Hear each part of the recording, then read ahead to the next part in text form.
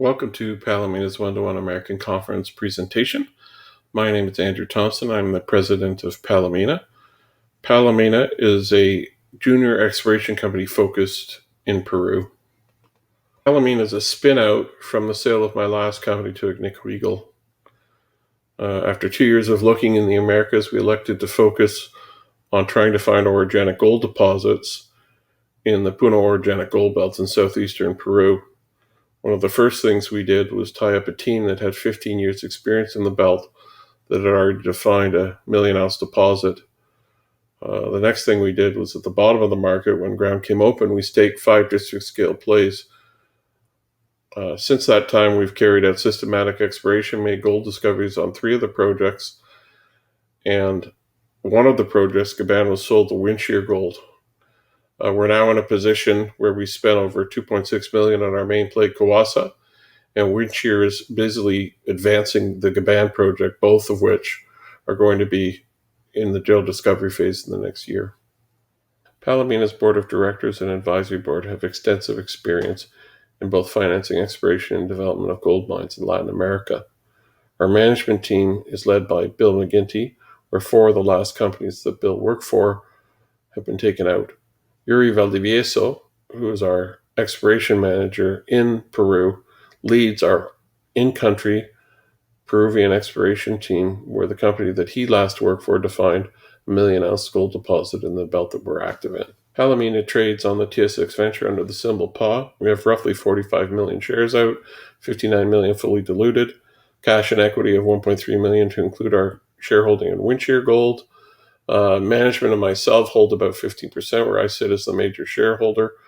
Ernesto Echevarria holds just under 10%. There's roughly about 15 million shares in our float currently that trade, so we trade somewhat by appointment, but it's a fairly tight vehicle. So this slide really defines why we chose to explore in the Puno orogenic gold belt.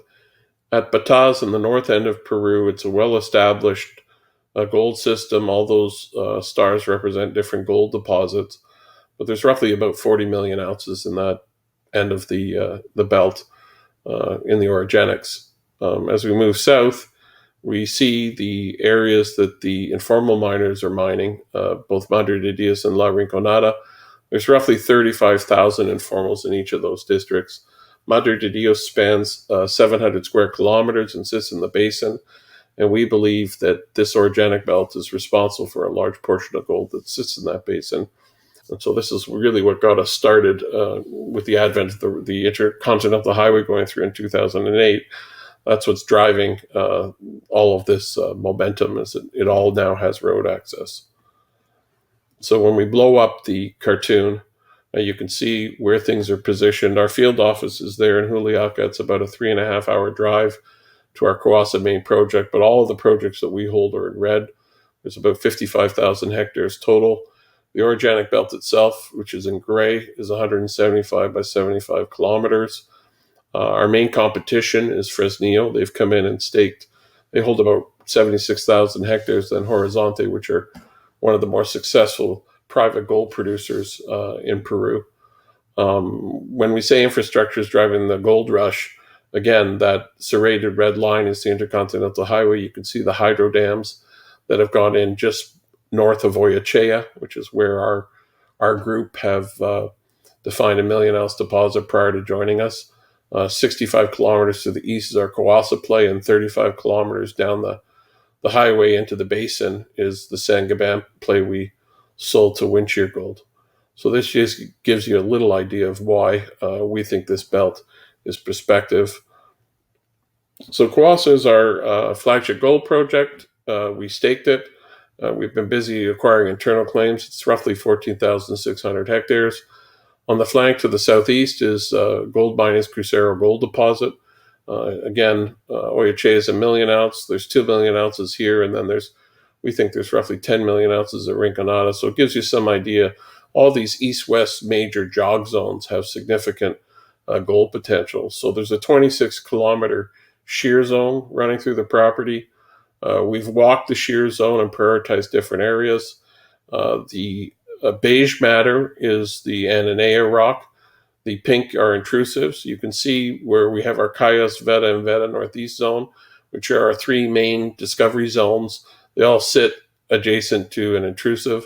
But really what's driving all this mineralization is the shear zone running through the property, where we control the majority of it. The Fusca zone, which is sort of on the apex of the two different units, has yet to be explored. But we're at the stage now where we've permitted the Veta zone for drilling, and we're allowed up to 40 pads. So this is just a quick look at the geophysical targets on the property. Again, we flew the property. You can see the intrusive in pink there. The area that we're planning to drill in is the Veta zone. Again, all of the gold mineralization that we've seen to date occurs primarily in the magnetic highs centered around the intrusive, but there's a very strong northeast trend, and you can see that it's bound by radiometric signals. In terms of the discovery zones we've identified to date, again, we're seeing substantial values at surface. Our highest grade sample returned just under 20 ounces, which was 620 grams in the Veta zone. In the green area there, we've seen, meter samples above 100 grams in that zone. While waiting for our permitting, we've expanded and gone into the Kawasa zone to the southwest. That area, we've seen up to 3 meters of 30 grams with highs of 75 grams in chip samples. And then in the northeast zone, which is our latest discovery, Veta Northeast, this is a zone that we've just discovered in the last 3 months. Again, we just reported over 90 grams over 1.3 meters. So again, the strike length of this system is now over 2 kilometers, and we're at the point now where we're ready to drill at Veta. We've got the camp has been established and is set up, and we've built 4 drill pads. So really what we're waiting on now, we have our DIA. We're just waiting on our initiation of activities to get started. We can also modify our existing DIA to be able to drill both in the Cayos and the Veta zones. 12 holes are planned at Veta with the balance of 28 holes. We're likely going to allocate those to Cayos and Veta Northeast, but it's really getting fairly exciting. We're seeing a lot of surface mineralization. Our goal is to do minimum 1 meter samples here. Not a lot of the rock is outcropping, so it's hard to do significant channel trenching in this area, and we're at the stage now where with the geophysics we're ready to drill. This is our Corey project. Here is the one in red. I basically cut the play in half and sold half of it to Windshear Gold, the portion that is closest to the roads with the best infrastructure. Of note here in the bottom right, we've got the down dip extension and the east-west extension, or a portion at least. There's 1,200 miners mining 1 to 5 ounce material by eye over a 3 kilometer trend. So this again confirms the hard rock source. Windshear has defined the Pikatiri zone on their property, which is the one in blue. Again, we own 18.6%, and Fresnillo's come in and dumped a claim block on top of it. They dumped 9,000 hectares in this area, and we're not showing it, but it is all staked up. There's nothing available in this area.